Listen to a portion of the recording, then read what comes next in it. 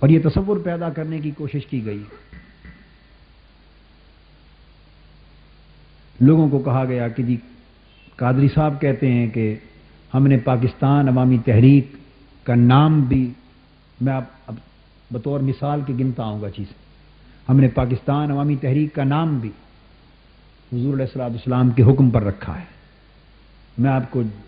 گنواتا ہوں کہ کیا کیا جھوٹے الزامات لگائے گئے۔ یہ بات آپ نے سنی کہ نہیں سنی؟ بحمد اللہ تعالی اگر دیانتداری سے کوئی اس امر کا جائزہ لے تو ہم نے یہ بات نہ کبھی کہی ہے اور نہ اس کا واقعہ سے کوئی تعلق ہے۔ پاکستان عوامی تحریک کا نام کسی بشارت اور کسی خواب کے نتیجے میں نہیں، یہ ایک جمہوری مشاورت کے طریقے پہ رکھا گیا،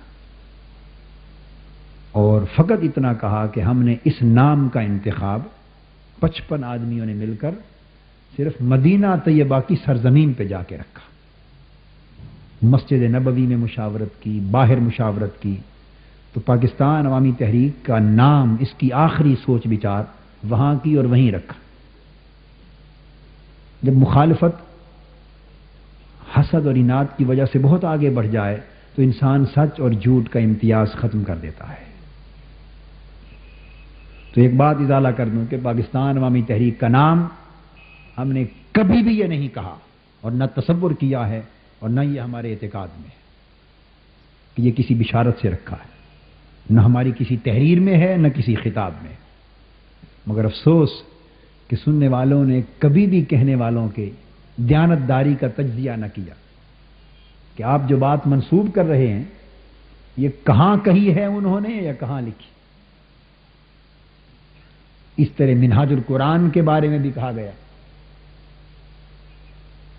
کہ قادری صاحب کہتے ہیں کہ ہم نے ادارہ منہاج القرآن کا نام بھی حضور علیہ الصلوۃ والسلام کے حکم پر رکھا ہے صلی اللہ تعالی علیہ وآلہ وسلم۔ ایسے معاملات میں امت کو حضور علیہ الصلوۃ والسلام کو حکم دینا چاہیں تو بصورت خواب دے سکتے ہیں،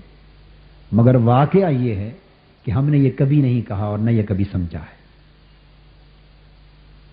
اس کے لیے بھی ہم نے 20، 25، 24 نام چنے تھے قرآن مجید سے، 1980 کی بات، اور چنتے چنتے بالآخر منہاج القرآن کا نام تجویز کیا۔ اس نام کا کوئی تعلق بشارت سے، کسی خواب سے نہ تھا، نہ کبھی کہا ہے نہ کبھی سمجھا، یہ بھی جھوٹ منسوب کیا۔ میں یہ حقائق اس لیے سارے بیان کرنا چاہوں گا کہ اب یہ کیسٹ ہر جگہ جائے گی، ہر کوئی سنے گا۔ 8 مہینے ہم خاموش رہے کہ کذب، افتراء، تہمت اور جھوٹ جتنا وہ پھیلا سکتے ہیں پھیلا لیں، اب حق پر مبنی، صداقت پر مبنی سچی بات بھی ان لوگوں کے کانوں تک پہنچ جائے تاکہ موازنہ کر سکیں۔